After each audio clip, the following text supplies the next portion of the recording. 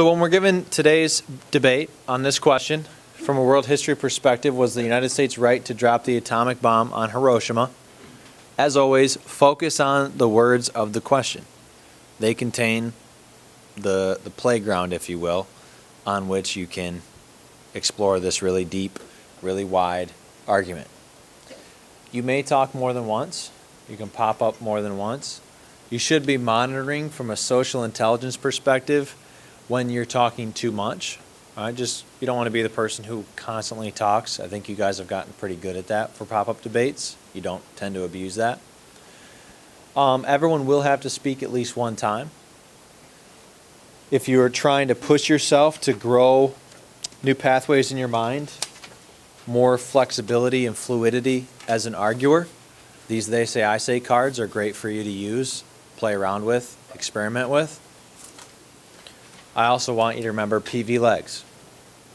Think right now in your head, which of these do you need to work on? Poise, voice, life, eye contact, gestures, speed. Which one is your greatest weakness, and what are you going to watch later on in the video to see how you did for PV legs? That's all about delivery, guys. Okay, what questions do you have for me before we start? Okay, so the question is, why, or was it right for the U.S. to bomb Hiroshima? That's how you say it. Well, personally, I believe that it was, because yes, the bomb did kill a lot of little kids and a lot of other civilians in Hiroshima, but if you take a look at it, what would have happened if we didn't bomb the people who,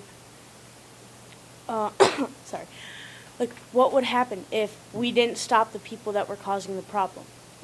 Like, that could have gone on so far out of proportion, but we used the bomb to stop them. So yes, we did have to kill a lot of kids and civilians, but it was better in the long run because it stopped something that could have gone way farther.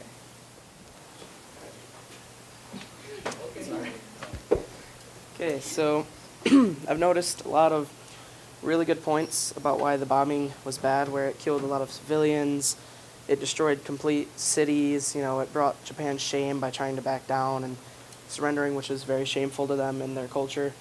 But I think the bombing was a good thing, because there's three main points that I've seen on the opposite side of me, which are the civilians, the amount of damage done from the bomb, and that the fact that it was just that we dropped a bomb on them. Now, and none of these things are true. The first one with the civilians. Nobody was a civilian in that war. And if you want to know why, guess who made all the suits for the soldiers? Guess who helped them with the ideas for the bomb? Guess who was being trained and everything like that? Everybody. Civilians were being trained, making the things for the soldiers, buying war bonds. And that's not just in Japan. That was in the US too. Everyone was a part of this war. That's why it's considered a world war. The next thing was the amount of damage that the bomb did. Take an example here. Okay. So I looked it up. It's a horrible drawing machine, but on this thing called Nuke Map, you can check it out online. It shows you where you can find out the damage of a nuke in any part of, anywhere in the world. So from the amount of damage from the bomb that we dropped on Hiroshima, if we would have dropped it on Cedar Springs, it would do this much damage to Michigan. Now you might be thinking, Kris, this is a state. That could be a huge amount of damage. We just can't see it. Okay, I'll put it in a better perspective. Let's say this is Cedar Springs, right? This is all of Cedar Springs, and we were to drop the bomb on there. It would do this much damage to Cedar. It would destroy not even the middle school. That's where the middle school would be. It wouldn't even destroy that. There was not much damage done by the bomb itself. Let me erase this. One last considerable point that I would like to make is that the U.S. didn't just randomly drop a bomb on Japan.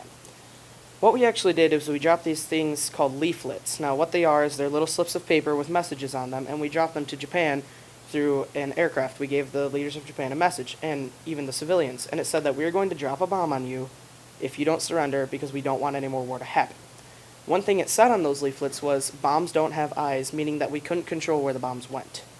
We did warn Japan We told them to back down. We told them it was going to happen, yet they still didn't listen. And so we had to bomb them to end the war.